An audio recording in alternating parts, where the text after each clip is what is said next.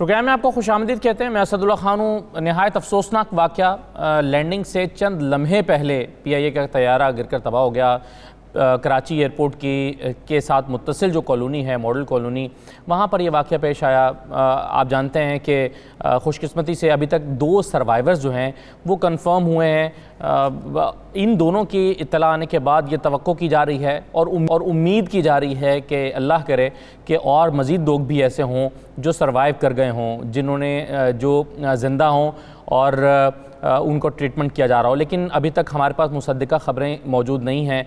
अगरचे बहुत से ज़ख्मियों को मुंतकिल तो किया गया है अस्पतालों में, लेकिन ये कंफर्म नहीं है कि ये ज़ख्मी वो हैं जो वहाँ पर मकानों में मुकीम थे या उस कॉलोनी में मौजूद थे और तैयारा गिरने के बाद ज़ख्मी हो गए हैं, या वो मुसाफिर थे और जहाज़ में सवार थे। तो ये अभी हतमी तौर पर नहीं कहा जा सकता, लेकिन इब्तदाई तौर पर इस पर जो गुफ्तगू की जा सकती है, जो अंदाज़ा किया जा सकता है कि जो ख़बरें जो विजुअल्स हमारे पास पहुँचे या जो तस्वीर हम तक पहुंची हैं, उसके नतीजे में हम जो माहिरीन हैं हवाबाजी के, सिविल एविएशन से जिनका ताल्लुक़ रहा है या PIA के साथ जिनका ताल्लुक़ रहा है, उनसे हम ये ज़रूर जानने की कोशिश कर सकते हैं कि क्या हुआ होगा अगर तैयारे के दोनों इंजनों में आग लगी है। तो क्या ये रेयर होता है? क्योंकि आमतौर पर एक इंजन ख़राब होता है तो दूसरे इंजन के साथ एक इंजन को बाकायदा टर्न ऑफ करके बाकायदा लैंडिंग की जा सकती है, और अगर लैंडिंग गियर नहीं खुल रहे और इंजन ठीक है, जैसे कि इब्तिदा में खबर आई कि लैंडिंग गियर जो है वो काम नहीं कर रहे, तो ऐसी सूरत में भी फोम बिछाकर या कुछ हिफाजती तदाबीर इख्तियार करके लैंडिंग की जा सकती है। उसमें कुछ लोग ज़ख्मी तो हो सकते हैं, लेकिन बहरहाल बड़े हादसे से बचा जा सकता है। तो ऐसी सूरत में क्या हुआ है कि जब दोनों जो इंजन हैं उसमें आग लगी है, ज़ाहिर है पायलट हेल्पलेस हो जाता है, और कहा जा रहा है कि अगर 20-30 सेकेंड तक मज़ीद ये जहाज़ उड़ता तो एयरपोर्ट की हदूद में चला जाता, आबादी से बाहर निकल जाता, यानी इतना करीब था एयरपोर्ट के। इस पर हम माहिरीन से बात करेंगे, लेकिन सबसे पहले मैं माहिरीन का तारुफ तो आपसे बाद में कराता हूँ। सबसे पहले हमारे रिपोर्टर वकास बाकिर साहब वहाँ पर मौजूद हैं जो जाए वक़ुआ से रिपोर्ट कर रहे हैं। वकास बाकिर, अभी जो थोड़ी देर पहले खबर आई कि एक और सर्वाइवर मौजूद है, मोहम्मद ज़ुबैर, जिनसे सईद गनी साहब ने मुलाकात भी की है, पंजाब बैंक के सदर के बाद दूसरे ये सर्वाइवर हैं। इससे ये उम्मीद पैदा हुई है कि और भी लोग हो सकते हैं जो बच गए होंगे, जिनके घर वालों की एक उम्मीद बंदी है, जिनके प्यारों की एक उम्मीद बंदी है कि वो शायद सर्वाइव कर गए होंगे। ये खबरें अभी कंफर्म तो नहीं हो रही, लेकिन वहाँ पर जब आप जाए वक़ुआ पर मौजूद हैं तो कुछ हिस्से ऐसे हैं जहाँ पर ऐसे लोग गिरे हैं जो आग की जद में नहीं आए, जो आग की हद से बाहर आकर उनकी वो गिरे हैं और वो मुमकिन तौर पर ज़ख्मी हो सकते हैं। तो इस वक्त जाए वक़ुआ की फील क्या है, क्या और फिर जो रेस्क्यू ऑपरेशन है क्या वो मुकम्मल हो गया है? देखिए, अगर सिर्फ जाए वक़ुआ और इस आज के इस अफसोसनाक सानहे की बात की जाए तो जो सूरत हाल है, 2 अल्लाह का शुक्र है लोग जो है वो जिंदा बच निकले हैं, और यकीनी तौर पर हमारी दुआएं भी साथ हैं और उनके प्यारे भी यही चाहते हैं कि किसी न किसी तरह से ये खबर उन तक पहुंचे कि उनके तमाम के तमाम जो प्यारे इस जहाज़ में सवार थे या जो इन आबादी में मुकीम थे वो सब के सब अल्लाह करे जिंदा हों। लेकिन हकीकी सूरत हाल इस वक्त ये है कि अब तक जो ईदी छिप और दीगर रज़ाकार तंजीमों ने 35 नाशें जो कराची के मुख्तलिफ अस्पतालों में पहुँचाई हैं। और अगर हम जाए हादसा की बात करें तो जहाँ पर जहाज़ गिरा था वो बड़ी गुंजान आबाद इलाका है, तंग गलियां हैं। जिस तरह जहाज गिरा था ये भी एक तरह से खुशकिस्मती कही है कि जो आबादी पर बड़े हिस्से पर जहाज जिस अंदाज में गिरा है उस अंदाज में जो है वो अगर जहाज उसके अलावा उसके मुखालिफ सिमत में गिरता तो यकीनन 10-12 घर और जो उसके कुर्ब जवार के थे वो भी लपेट में आते। लेकिन जो अगर आप बात करें जो तैयारे में सवार मुसाफिरों की, तो अभी कुछ कहना कबल वक्त होगा। हमारी दुआएं तमाम मुसाफिरों और उनके अहले खाना के साथ हैं, लेकिन हकीकी सूरत हाल यह है कि बेशतर अफराद की जो है वो हालत तशवीशनाक है, नाजुक है। जो जिस तरह जहाज़ का यह हादसा हुआ, जिस तरह जहाज़ में हमने आग लगी हुई देखी, हम यहाँ पर सबसे पहले हादसे की जगह पर, सानहे की जगह पर पहुंचे थे जब यहाँ पर रेस्क्यू एहलकार भी नहीं पहुंचे थे, सिर्फ रेंजर्स के 2 एहलकार थे और चंद पुलिस वाले यहाँ पर मौजूद थे। अच्छा वकास साहब, ये बताएं कि जिन घरों पर ये जहाज़ गिरा है उन यानी कि जो जहाज़ में सवार नहीं थे उनकी शहादतों की जो है वो कोई फिगर हमारे सामने आई है कि कितने लोग जो मकानों में थे या उन गलियों में मौजूद थे जिन पर जो जहाज़ गिरने की वजह से ज़ख्मी या जाँ बहक हुए, उनके बारे में हतमी तौर पर कुछ मालूम है हमें? देखिए, जो चीज़ मैंने यहाँ पर खुद रिपोर्ट की है, जो खुद देखी है, वो यह है कि जिन जहाज़ गिरने के वाक़े से जहाज़ जिन मकानात को लगा, उन 4 मकानात से मैंने देखा कि रेस्क्यू एहलकारों ने, रेंजर्स एहलकारों ने 15 से 20 अफराद को, जिनमें खासतौर पर शीरख्वार बच्चे, मासूम बच्चे, खवातीन। अच्छा वकास, आप हमारे साथ रहिएगा। वकास साहब, मैं कुछ और से जानना चाह रहा था, एक छोटा सा ब्रेक ले लें, हम ब्रेक के बाद वापस आते हैं तो इस पर मजीद बात करते हैं। माहिरीन भी हमारे साथ मौजूद होंगे, हमारे साथ रहिए।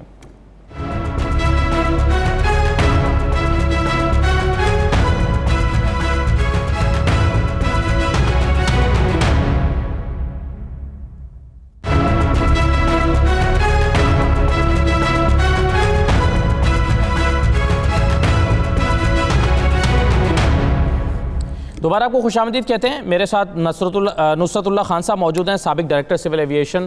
खान साहब, बहुत शुक्रिया प्रोग्राम में शिरकत करने के लिए।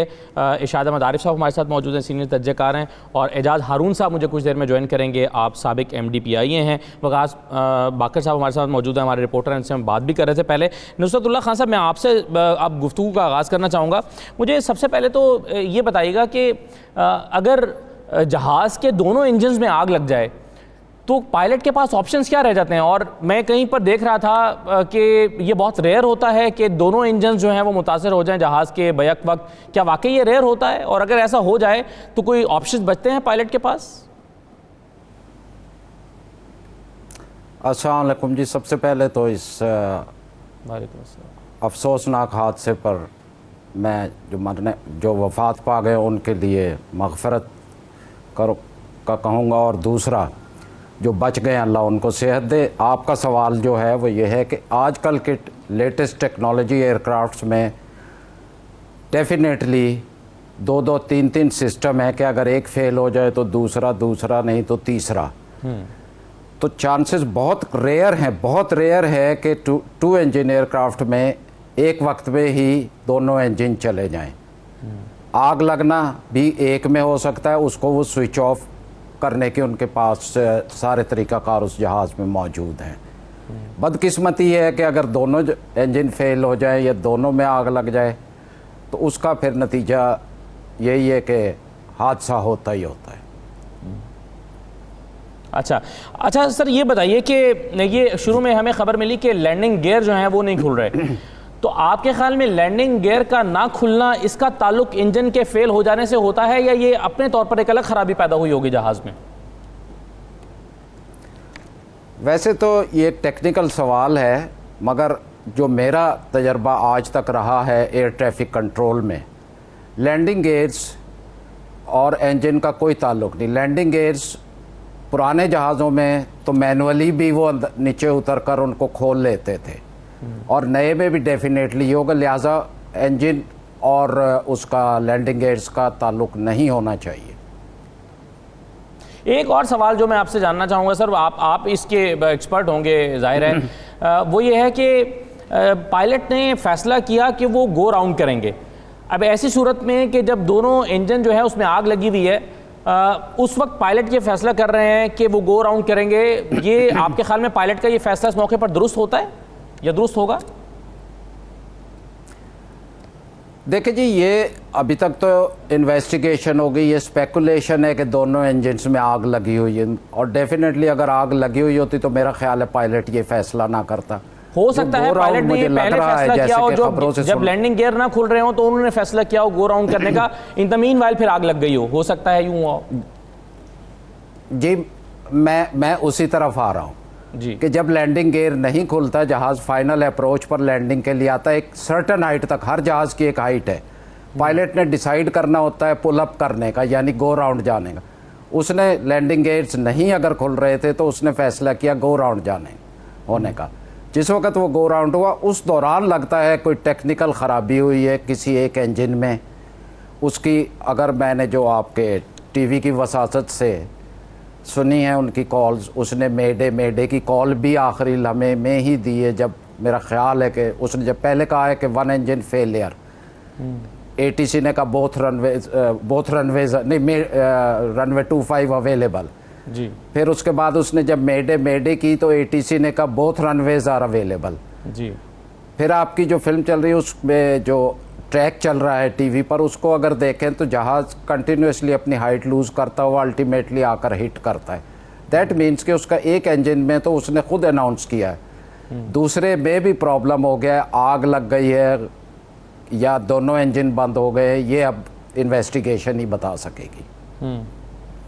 जी राइट सर। अच्छा, मैं एक चीज़, हमारे साथ अरसलान साहब हमारे साथ मौजूद हैं, मैं उनसे हॉस्पिटल से हैं। अरसलान साहब, एक तो ये बता दीजिएगा कौन सा हॉस्पिटल में खड़े हैं, और दूसरा ये जो डेड बॉडीज़ लाई जा रही हैं इसमें आइडेंटिफाई किया गया है कि कितने लोग जहाज़ के अंदर मौजूद थे, उनकी डेड बॉडीज़ लाई गई हैं, या कौन से ऐसे लोग हैं जो उस वहाँ के रिहायशी थे, जहाज़ गिरने की वजह से जो हादसा हुआ है उसमें उनकी जान गई है, और ज़ख्मी किस नौयत के हैं, और फिर ये कि जो ज़्यादातर डेड बॉडीज़ लाई गई हैं क्या वो झुलसी हुई हालत में हैं, या इस बारे में क्या तफसीलात हैं?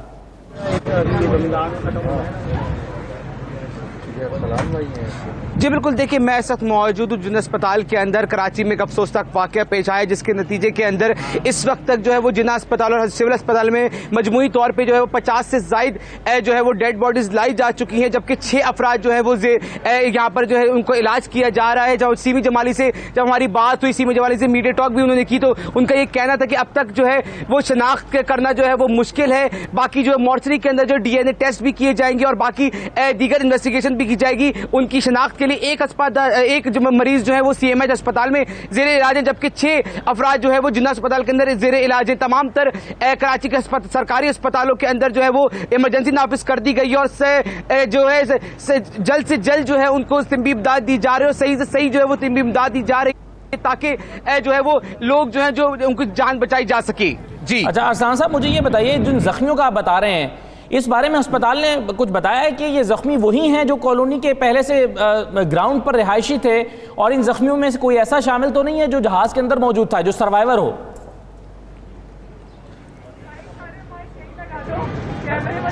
जी बिल्कुल, देखिए वज़ीर सेहत से जब हमारी यहाँ पर मीडिया टॉक पर बात हुई तो हमने उनसे ये सवाल किया, लेकिन उनका कहना था कि ये कहना कबल अज़ वक्त होगा, अभी जो है वो मरीज इलाज है, उनसे इन्वेस्टिगेशन नहीं की जा सकती।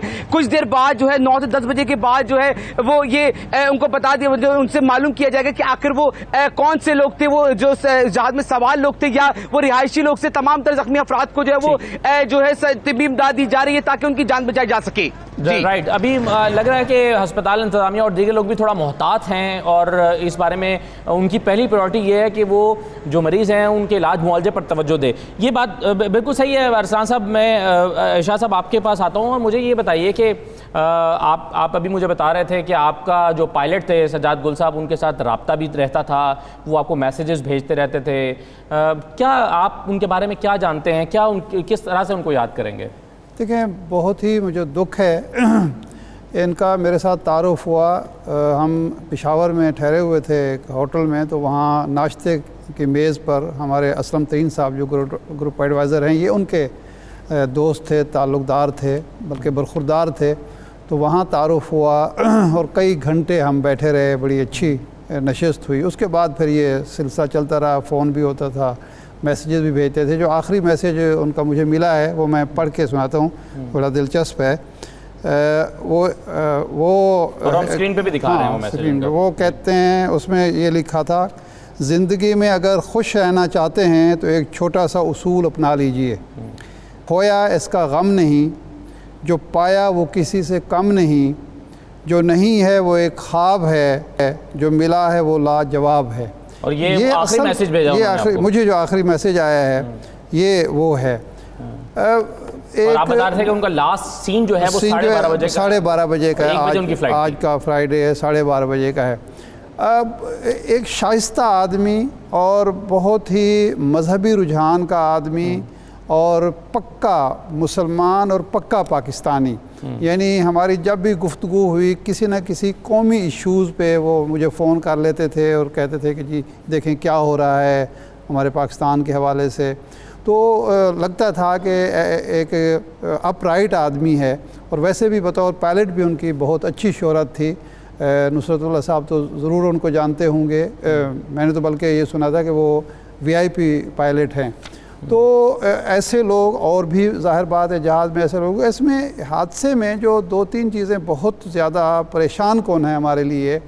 देखें, PIA का बेड़ा तो बड़े अरसे से गर्क हुआ है, और ये जो मौजूदा अरशद मलिक साहब हैं उनको संभालने की कोशिश कर रहे हैं, लेकिन ज़ाहिर बात है कि एक आदमी संभालने की कोशिश भी करे तो जब तक इधर उधर से तामुन ना मिल रहा हो, वहाँ जो यूनियन के मसाइल हैं, बाकी एक भर्तियाँ हैं, बेतहाशा किस्म की सियासी भर्तियाँ हैं, मुखालफतें हैं, करप्शन है, नाअहली है, नालायकी है।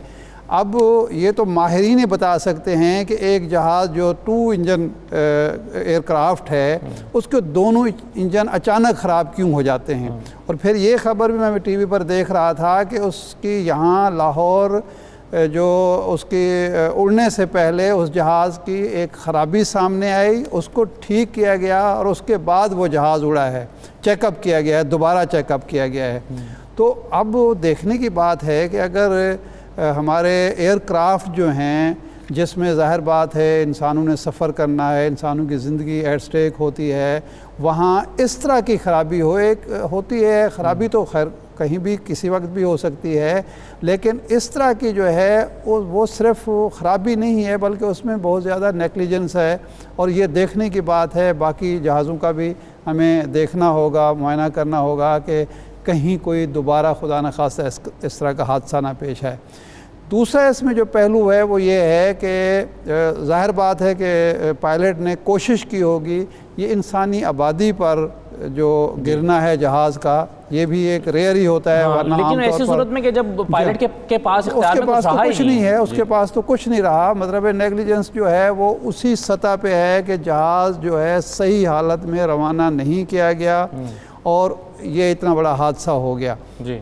अब जो हो गया है वो तो हो गया है। अब आइंदा के लिए जो हमें सोचना है वो ये है कि इस सफ़र को किस तरह महफूज बनाया जाए, इंसानी ज़िंदगी को किस तरह महफूज किया जाए। बिल्कुल सही। अच्छा, अगर आप इजाज़त दें तो शाम कुरैशी साहब हमारे साथ। कुरैशी साहब बहुत शुक्रिया, बड़ा दिलखराश वाक़या है, पूरी कौम इस पर अफसुर्दा है, लेकिन 2 सर्वाइवर्स हैं उसकी बहरहाल अपनी जगह पे खुशी भी है, दुआ भी है कि अल्लाह ताला उनको सेहत दे।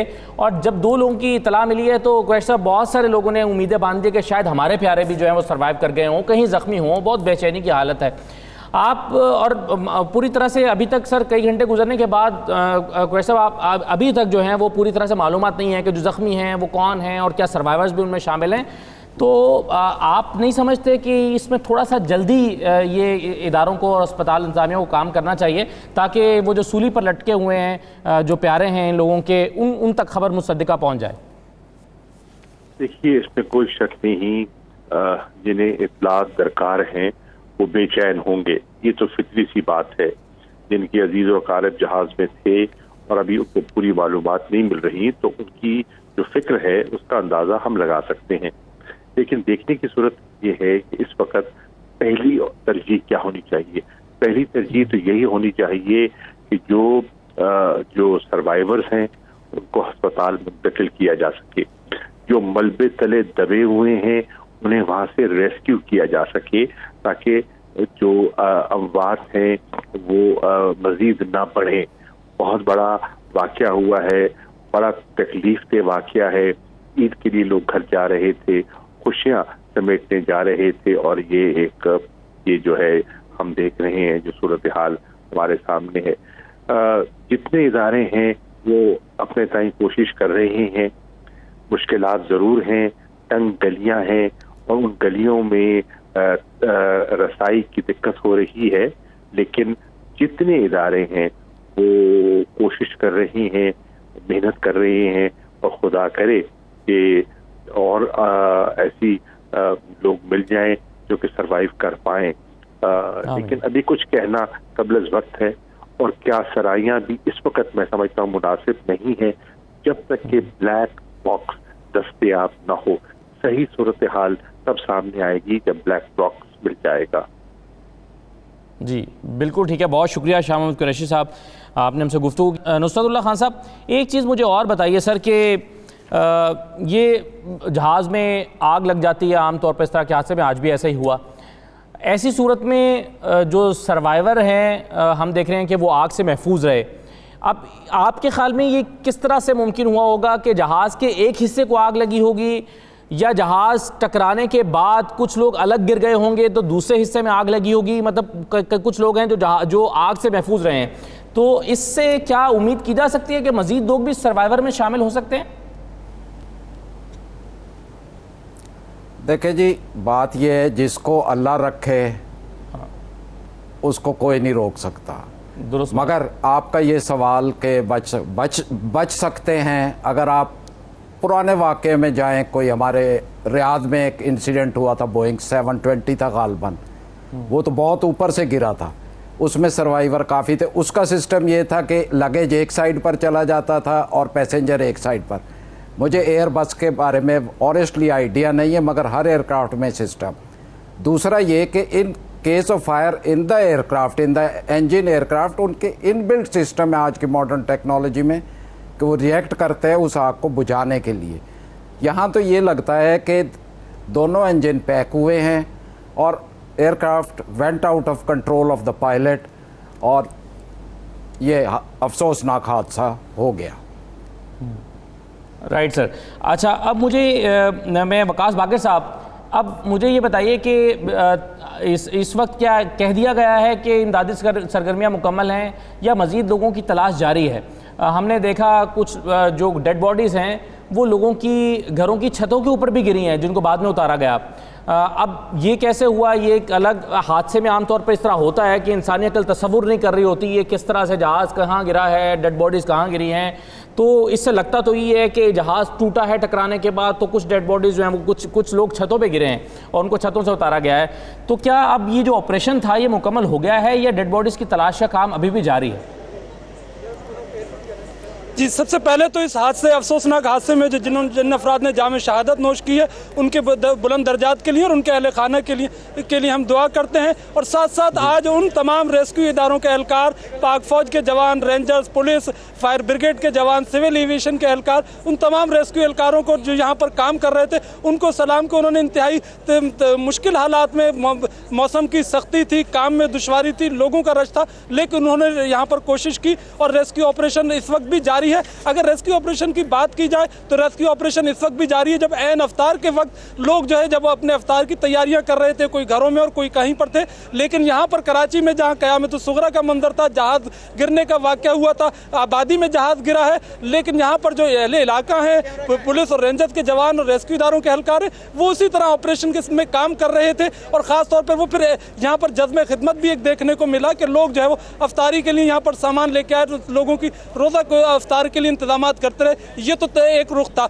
अगर हम बात करें आज के सानहे की और जहाज़ के इस वाक़े की, जिस तरह इरशाद आरिफ साहब ने जिक्र किया, इस बात को नज़रअंदाज नहीं किया जा सकता कि यहाँ पर जिस जगह पर जहाज़ गिरा है, यहाँ से सिर्फ चंद सेकंड के फासले पर ही एयरपोर्ट की हुदूद थी। ये जहाज़ जो है, अगर इसमें जो और जिस अंदाज में जहाज़ गिरा है, अगर जहाज़ ये पायलट की इसमें यकीनी तौर पर ये माहिरीन ज़्यादा बेहतर अंदाज में बता सकेंगे, लेकिन जितना कुछ हमने जाए हादसा पर देखा है और जिस तरह ऐनी शाहिदीन से हमने सुना है और जो यहाँ पर जो मलबा जो हमने खुद अपनी आंखों से देखा, उसके मुताबिक अगर देखें तो जो पायलट है उसने हत्तल इम्कान कोशिश की कि आबादी के बड़े हिस्से को बचाए और जो उनकी तकनीकी महारत थी, जो उस वक्त ऐन मौके पर वो कुछ कर सकते थे, उन्होंने किया। बहुत बड़ी आबादी का ये हिस्सा जो इस जहाज़ गिरने के वाक़े से महफूज रहा। अब रही बात कि जहाज़ किस अंदाज में गिरा और सिर्फ चंद ही घरों को इस इलाके की, जो इस आबादी की, जिन्ना टाउन की आबादी थी, उसको नुकसान पहुँचा, यहाँ पर ये थी। अब जो जहाज़, हम अब तक की जो इत्तलात हैं, जो जहाज़ में सवार थे अफराद थे, उनमें से बेशतर की नाशें सिविल अस्पताल और जिन्ना अस्पताल लाई गई हैं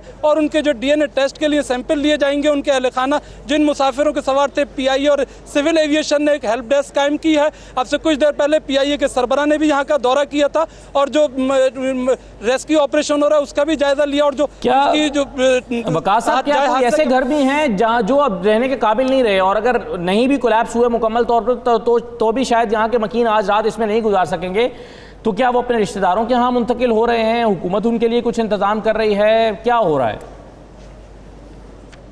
जी देखिए, जो यहाँ पर 3 से 4 घर जो मुकम्मल तौर पे सानहे इसके मॉडल टाउन की लपेट में आए, वो घर यकीनी तौर पर जुज़वी या मुकम्मल तौर पर उनको नुकसान पहुँचा और उन घरों के मकीन इन घरों में क़याम नहीं कर सकेंगे तावक्त कि जब तक ये रेस्क्यू ऑपरेशन मुकम्मल हो। और इस रेस्क्यू ऑपरेशन को मुकम्मल होने में आपको बताता चलूँ कि ये चंद घंटों की बात नहीं है, इसमें करीबन कल तक का वक्त यकीनी तौर पर लगेगा कि रेस्क्यू इदारों के एहलकारों की सबसे पहली कोशिश ये है कि अब भी एक चांस लिया जाए और कोशिश की जाए कि हैवी मशीनरी को आहिस्ता आहिस्ता इस्तेमाल किया जाए कि शायद कोई शख्स जिसकी जान बचाई जा सकती है और जो भी जिंदा हो उसको निकाला जा सके। तो बहुत इंतहाई महारत के साथ हमारे जो वो एहलकार यहाँ पर रेस्क्यू इदारों के एहलकार काम कर रहे हैं, वो रेस्क्यू ऑपरेशन मुकम्मल कर रहे हैं। जो मकीनों की बात है वो अपने रिश्तेदारों के घर गए हैं, जो जख्मी थे उनको अस्पताल मुंतकिल किया गया, और जो मौजूदा तौर पर जो जब जहाज गिरा और घर में ही मौजूद थे उन लोगों को रेस्क्यू इदारों के एहलकारों ने निकाला था, वो भी अपने रिश्तेदारों के घर पर मौजूद हैं। राइट वक़ास साहब, थैंक यू वेरी मच। मैं एक छोटा सा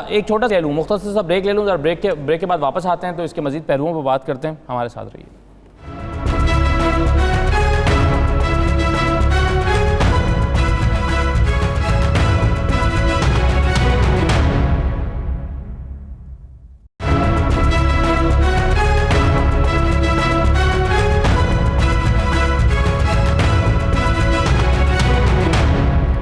दोबारा आपको खुशामदीद कहते हैं। इरशाद अली साहब, अभी रेस्क्यू ऑपरेशन चल रहा है, जैसे कि हम बात कर रहे थे, कोशिश की जा रही है कि अगर वहाँ पर कोई ज़ख्मी मौजूद है उसको निकाला जाए या डेड बॉडीज़ हैं उसको ढूंढा जाए, तो ये हो रहा है, इसकी तहकीकात होंगी। लेकिन हम देखते हैं कि माजी में भी ज़िम्मेदारान का शायद उस तरह से तयन नहीं होता। ये कैसे, अभी एक जगह पर मैं सुन रहा था, इसकी तस्दीक नहीं कर सका कि 3 साल से DG सिविल एविएशन नहीं है। अगर ये दुरुस्त है तो फिर जाहिर है उसकी भी एक कोई ना कोई उसका लॉस्ट होता है, ऐसी पोजीशन का वेकेट होने पर कोई असर ज़रूर पड़ता है इदारे पर। तो आपके ख्याल में क्या जिम्मेदारियाँ हुकूमत पर आयद होंगी?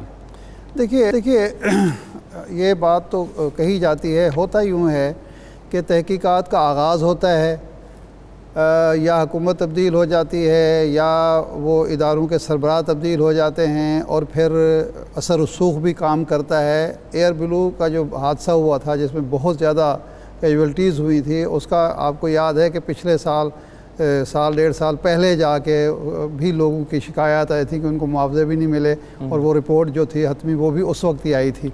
तो ये हमारे यहाँ ताख़ीरी हरबे इख्तियार होते हैं। इसी की वजह से कभी भी कंप्लीट जो हमने एक रोकथाम है किसी मामले की वो नहीं हो पाती। तो अब कम से कम मौजूदा हुकूमत ऐसी है जो दावा करती है, और वो अभी ये 2-4 रिपोर्टें जो सामने आई, ऐसे लगता है कि वो कम से कम कोई अगर तहकीकात शुरू करती है तो उसको मुंतकी अंजाम तक पहुंचाती है।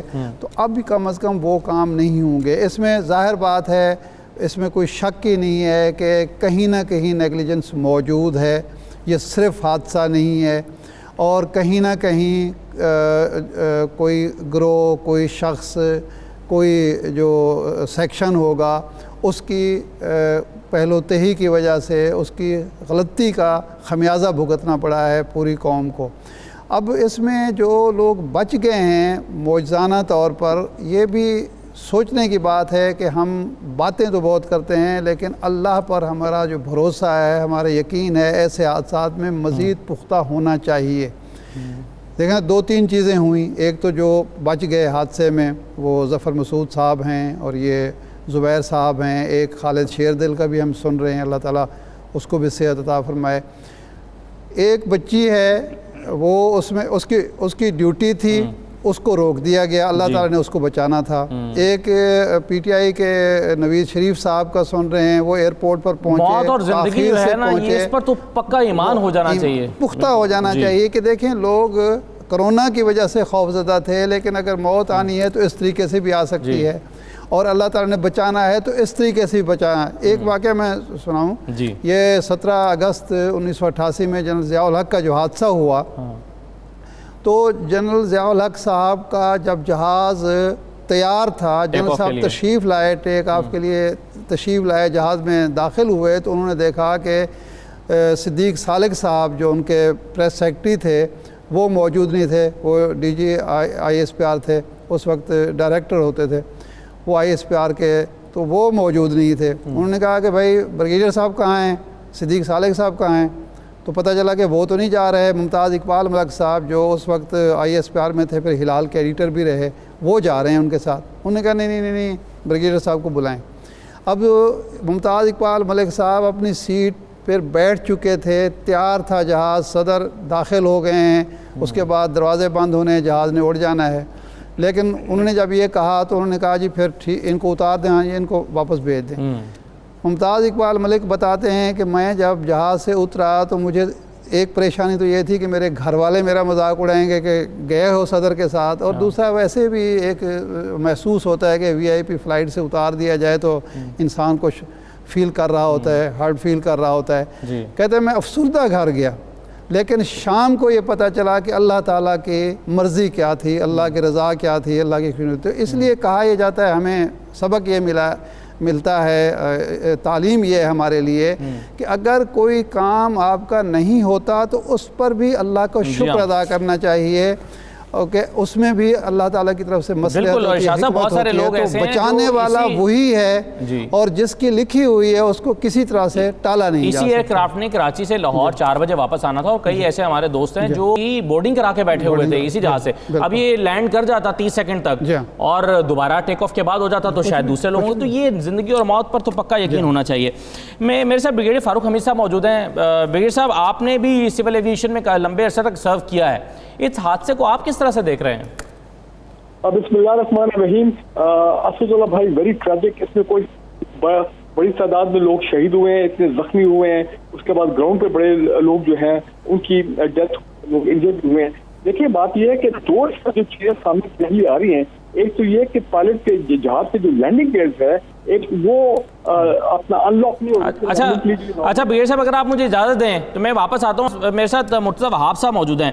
मुर्तज़ा वहाब साहब, अभी सईद गनी साहब ने जब एक और सर्वाइवर से मुलाकात की तो उसके बाद बहुत सारे जो सवार थे, मुसाफिर थे जहाज़ के, उनके जो प्यारे हैं, उनके रिश्तेदार हैं, अजीज़ हैं, उनके अंदर एक होप पैदा हुई है कि शायद हमारे भी कुछ लोग सर्वाइव कर गए हों, लेकिन अभी तक हमारे पास खबर ना पहुंची हो। आप कुछ कंफर्म कर सकते हैं कि वो लोग जो जल गए हैं या जिनकी डेड बॉडीज की शनाख्त नहीं हो रही, उनके अलावा बाकी लोग जो हैं उनकी कुछ तफसीलात जारी की जा सकें? क्या यह मुमकिन हो पाएगा जल्द कुछ देर में? अफसर साहब, जैसी कोई कंफर्म खबर हमारे पास आती है वो मीडिया के साथ शेयर कर लेते हैं। अभी फिलहाल हमारे पास जो इन्फॉर्मेशन है वो 2 पैसेंजर्स के हवाले से है। एक जफर मसूद साहब हैं जो कि दारुल सेहत अस्पताल में एडमिटेड है और उनको वहाँ पर चोटें आई हैं, उनको ट्रीट किया जा रहा है। और दूसरे पेशेंट हैं जुबैर, जिनको बर्न सेंटर सिविल हॉस्पिटल के अंदर ट्रीट किया जा रहा है।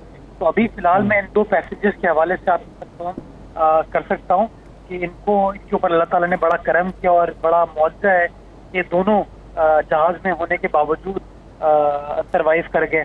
जैसे ही मजीद कोई इत्तला किसी और शख्स के बारे में आती है, जैसी वो कंफर्म होती है। अच्छा मुर्तज़ा वहाब साहब, क्या कुछ ऐसे लोगों के बारे में आप कंफर्म कर सकते हैं जो जहाज़ में सवार थे, जो जाँ बहक हो गए, शहीद हो गए और उनकी डेड बॉडीज जो है वो काबिल शनाख्त हैं, उनकी तफसीलात आप जारी कर सकते हैं जितने लोग हैं? जी, अभी असद 19 ऐसे लोग हैं जिनकी आइडेंटिफिकेशन हो गई है। वो तफसीलात अब से कुछ देर में इशू कर दी जाएगी। Right sir, thank you very much Murtaza साहब। जी ब्रिगेडियर साहब, during the last phase of landing, वहाँ पे आपको पता है ये एयरपोर्ट के नजदीक बर्ड बहुत होती है, परिंदे बहुत होते हैं, बर्ड हिट जो है वो भी हो सकती है। सडन इंजन जो है उसमें बर्ड हिट होती है तो उस इंजन जो है उसमें प्रॉब्लम आ जाता है, तो ये इस पॉसिबिलिटी को रूल आउट नहीं कर सकते। दूसरी इंपॉर्टेंट चीज ये है कि इस तैयारे का जो ब्लैक बॉक्स है वो अब सिविल एविएशन की टीम जो है वो उनकी कोशिश होगी उसको रिकवर करें जल्द अज जल्द, ताकि उस ब्लैक बॉक्स से उनको पता लगेगा कि विद इन दी कॉकपिट क्या आपस में बातचीत थोड़ी सी पायलट को पायलट की और एग्जैक्ट क्या ट्रांसमिशन और बातचीत थोड़ी सी विद एयर ट्रैफिक कंट्रोल, वो उन्हें मदद मिलेगी। तीसरी इंपॉर्टेंट चीज ये कि वो उन्होंने ये देखना है इस चीज को कि देखें इतने बड़े जहाज में, जिस तरह आपके सिविल एविएशन के एक्सपर्ट भी कह रहे थे, एक अगर चीज सिस्टम फेल होता तो एक बैकअप होता, उसका भी एक बैकअप होता है। तो ये क्या वजह कि हमारे इतने वेल ट्रेंड पायलट जो है, अल्लाह उनको जन्नत नसीब करे, मैं ये सुन रहा हूँ उनकी डेथ होगी, कि वो इस इमरजेंसी को सही तरह हैंडल नहीं करने में कामयाब नहीं हुए और जहाज जो है second shot of the runway जो है वो क्रैश कर गया। इंपॉर्टेंट चीज ये सिविल एविएशन इन्वेस्टिगेटर्स के लिए, तो उन्होंने देखना है कि जहाज जब लाहौर से टेक ऑफ किया था, was it fit to fly and take off from Lahore. उन्होंने देखना होगा कि इसमें क्या क्या मेंटेनेंस वर्क हुआ, कहीं पे कोई चक्कर भी चल रहे हैं कि जहाज में इंजन में शायद कोई प्रॉब्लम आया था, ये लैंडिंग गियर में प्रॉब्लम था बिफोर टेक ऑफ, जो कि रेक्टिफाई किया गया था। तो इसमें अब इंजन की हिस्ट्री, लैंडिंग गियर की हिस्ट्री, क्या क्या रिपेयर वर्क हुआ इस जहाज पे, और फिर जो लास्ट मेजर इंस्पेक्शन हुई जहाज की वो किधर हुई, उसमें क्या क्या काम किया गया। तो देखें, और एक और चीज मैं आपको बता दूं, याद रखें, पायलट एरर, मेंटेनेंस एरर या टेक्निकल एरर वेदर की वजह से प्रॉब्लम, और चौथा सैबोटाज। हमेशा इस एस्पेक्ट को भी रूल आउट किया जाता है या उसको कंसिडर किया जाता है जब कभी भी इस किस्म का हाई लेवल एयरक्राफ्ट इन्वेस्टिगेशन हो। और ये हमारे सिविल एविएशन के भाई जो आपके साथ बैठे हैं उसको कंफर्म करेंगे कि ये चारों बड़े इंपॉर्टेंट फैक्टर्स हैं जिस पे इन्होंने फोकस करना है। लेकिन जो सैबोटाज की बात कर रहे हैं आप सर, उसके इम्कान थोड़े कम दिखाई नहीं देते? जब हम पायलट की बात सुनते हैं तो उन्होंने आखिरी जो है वो कह रहे हैं कि आई हैव लॉस्ट इंजन्स, मैं इंजन फेल हो गया है। वो बता रहे हैं कि इंजन में खराबी पैदा हुई है। जाहिर है पायलट को तो ये पता चल गया, वरना वो कोई और सिग्नल भी दे सकते थे। तो ये वैसे तो इन्वेस्टिगेशन होगी तो तमाम चीज़ों पर बात होगी, लेकिन बहरहाल इसका इम्कान कम दिखाई देता है। जी, वो आपकी बात सही है, लेकिन सिविल एविएशन की इन्वेस्टिगेशन टीम ने अकॉर्डिंग टू द बुक जाना है। उन्होंने हाँ जाहिर है प्रोटोकॉल है उनका, चीज को उन्होंने रूल आउट करना है। जी बिल्कुल सही है, बिल्कुल सही है। मरतबा हमने देखा है अपने 30 साल के एविएशन के इंजीनियरिंग के तजुर्बे में, एंड में पता लगा कि जनाब नीचे से हिट हुआ था हेलीकॉप्टर और जहाज। तो देखें ये हर पॉसिबिलिटी की आपको तैयार। हाँ, जैसे एयर ब्लू के जो जहाज था उसके बारे में भी कुछ रूमर्स ऐसी आई थी। एनीवे, मैं एक नुसरतुल्लाह साहब मुझे एक चीज़ बताइए, क्या ये मुमकिन है कि कोविड-19 की वजह से फ्लाइट ऑपरेशन जब मुअत्तल रहा है तो उस दौरान में रूटीन का चेकअप या रूटीन की मेंटेनेंस या वो चीज़ें नहीं हुई और जहाज़ जो हैं वो खड़े रहे हैं काफ़ी लंबा अरसे तक, और उसके बाद जब फ्लाइट ऑपरेशन दोबारा शुरू हुआ तो उसका जो कॉम्प्रिहेंसिव सा जो उसका मुआयना था वो नहीं हो सका या नहीं हुआ होगा? क्या इस बात का कोई इम्कान है? सिस्टम में समझना चाह रहा हूँ कि सिस्टम में किस तरह से होता है? इस बात का इम्कान कम है क्योंकि सिविल एविएशन का एक एयरवर्दीनेस ब्रांच है, फिर फ्लाइट सेफ्टी ब्रांच है, पीआईए की अपनी इंजीनियरिंग है। एयरक्राफ्ट को हर स्टेज पर सर्टिफिकेट ऑफ फिटनेस देना पड़ता है। ठीक। अब इसी केस में जैसे आप कह रहे हैं लाहौर में कोई ख़राबी हुई है, उसके बाद पायलट जहाज़ ले जाओ। Rules of the air, IQ के जो रूल्स है वो कहता है final disposition of an aircraft is the responsibility of the pilot in command. अगर पायलट सेटिस्फाइड नहीं है, वो एक भी स्नैग खा हो ना हो, वो अगर ये कहते जी मैं जहाज़ नहीं लेके जाऊंगा जब तक ये ठीक नहीं होगा, तो nobody can force him on this earth कि ही शुड फ्लाई। लेकिन क्या ऐसा होता है नुसरतुल्लाह साहब, क्या ऐसा होता है कि माइनर इशू के बावजूद पायलट कह गया माइनर इशू है, होता रहता है, कोई मसला नहीं है, और वो टेक ऑफ कर ले? ऐसा होता है रूटीन में? नहीं, वो भी इंजीनियरिंग सर्टिफाई करेगी। पायलट देखे, मैं अगर ड्राइवर हूं तो मुझे गाड़ी ख़राब होगी तो मैं मैकेनिक को बुलाऊंगा। अगर वो कहेगा जी ठीक है कोई प्रॉब्लम नहीं है और पायलट फील्स के ही सेटिस्फाइड, वो चला जाता है। नंबर एक। नंबर दो, मैं आपसे अभी एक बात कर रहे थे गालिबन इरशाद आरिफ साहब जी कि ये रिपोर्ट पब्लिक नहीं की जाती। मैं जिस वक्त डायरेक्टर था मुल्तान इंसिडेंट की, मुझे तो इंक्वायरी से रोक दिया गया था कि आप नहीं जाएंगे, ऑन रिकॉर्ड है। उसकी रिपोर्ट मैंने कहा जी पब्लिक कर दे ताकि पब्लिक अवेयरनेस हो। इसी तरह एयर ब्लू का भी मैं कहता हूँ पब्लिक को भी पता लगे। मैं आपको एक इंसिडेंट कोट करता हूँ अपना ही। I was flying from Dubai to Karachi. मेरी सीट के सामने एक अंबार अटैची केसों का रख दिए गए जैसे कारोबारी रखते हैं। मैं खड़ा हो गया, मैंने कहा जी ये आपने यहाँ क्यों रखे हैं? तो मुझे क्रू ने कहा जी कोई बात नहीं। मैंने कहा जी दो चीज़ें हैं, एक तो जहाज़ का एक ऑल अप वेट है, उसने वो लेके फ्लाई करना है, उससे ज़्यादा होगा तो चांसेस ऑफ क्रैश है, नंबर एक। नंबर दो, अगर एयर टर्बुलेंस में फंस गया तो ये अटैची के सामान पैसेंजरों पर आएगा। तो उस वक्त मैंने कहा मैं फ्लाई नहीं करूँगा, मुझे आप उतार दे। तो उन्होंने मुझे रोक के वो सामान जहाँ भी एडजस्ट किया।